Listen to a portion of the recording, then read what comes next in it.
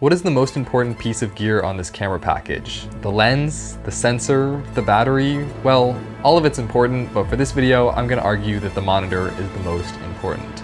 I mean, without one, it's really difficult to frame and envision how your final shot will look. Okay, so yes, Viltrox did send me their new monitor to try out, but only because I begged them to. You see, my old Atomos Shinobi monitor was failing, which was quite sad because I've only had it for a little over 2 years and most people in the industry use it, so I was pretty disappointed. So yeah, this is the Atomos Shinobi monitor. It cost me around $400, but it never really impressed me. The bezels are huge, the startup time is pretty slow, and the screen started failing me within a couple of years, which is really disappointing. And not to compare size or anything, but this monitor is 5 inches and this one is 7, and this one costs $280, which is significantly less. So yeah, I was pretty stoked to check this thing out. I've now used this monitor on a couple of projects and I have to say I'm pretty impressed. Although I will say the 7-inch monitor is a bit big for my setup. It feels a little bit ridiculous to have such a big screen on my camera, but it's really nice to be able to see what you're filming, which sounds crazy, but having a monitor that's big like this just allows you to see so many more details and to frame up your shots so much better. And there are several features on this Viltrox monitor that just make it so convenient for filming. One thing I really love is that there's a switch on the side for on and off, so it's super easy to flip it on or off, and the startup times are pretty quick, as you can see.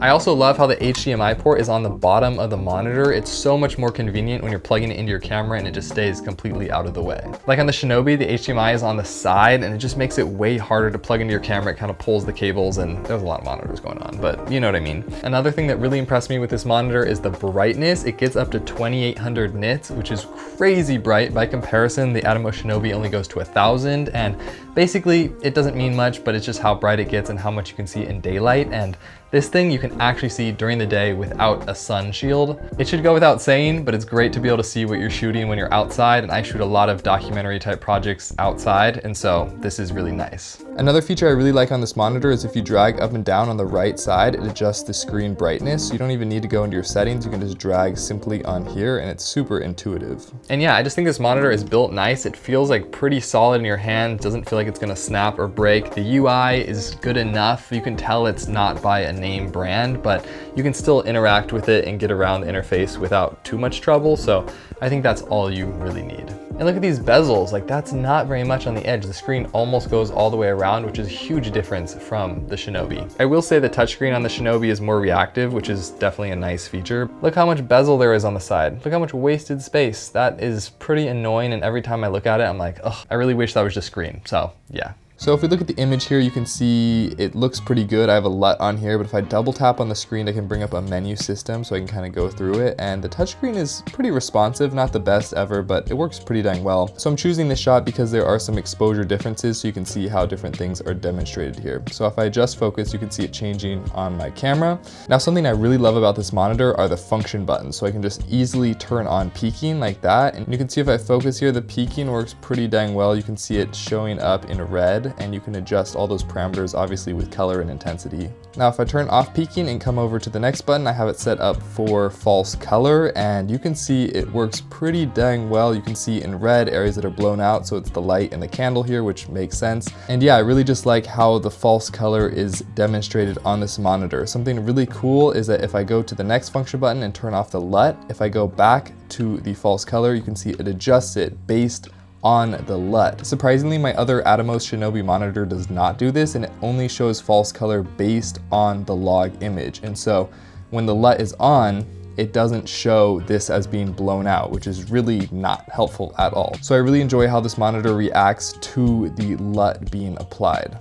I have noticed there is some lag in the image with the HDMI, but I don't think it's that different from my other monitor. A little bit worse perhaps. It's not terrible except for really fast motions that you have to react to, but for normal filming, like, you won't even notice. All right, so now let's get into what I don't like about the Viltrox monitor. And the first thing is this big knob on the side, which I just think is redundant and unnecessary. You have a touchscreen that you can interact with in many different ways, and it just doesn't seem necessary to have this knob to control things on the side. I find it confusing, more difficult, and yeah, the screen works great. So this thing's just kind of in the way. I don't love how it looks, and that's all I have to say about it. Also, with a 7-inch display that is very bright, this monitor uses quite a lot of power, quite a lot more than my other monitor, and I can definitely notice it with my batteries throughout the day. It's not the biggest deal in the world, but it is just something to keep in mind with power usage. So yeah, sometimes it's worth just dimming down that display. And there is a fan inside of this monitor, which I usually just keep to off because it does add a little bit of noise, which can impact your audio. But if it gets hot and it's on for a long time, it will automatically turn the fan on, and I don't love that. But those issues are honestly pretty small. My biggest complaint though has to do with loading LUTs on this monitor. So on all the other Viltrox monitors, how you load LUTs is with an SD card slot, just like on many other monitors out there. But for some reason on this one, they decided to change it to USB. So USB-A is the way you load LUTs on this monitor. To do that, you need an old USB-A style memory stick to plug in here with a LUT, and I don't even own one of those anymore, and I don't really know anyone who does. So I have not been able to load LUTs on this monitor yet, so I can't even talk about how they look. It's really frustrating to me that they did that. Every other monitor does it with an SD card slot, which makes sense because your camera has one and it's transferable. So I don't know why they did that on this monitor.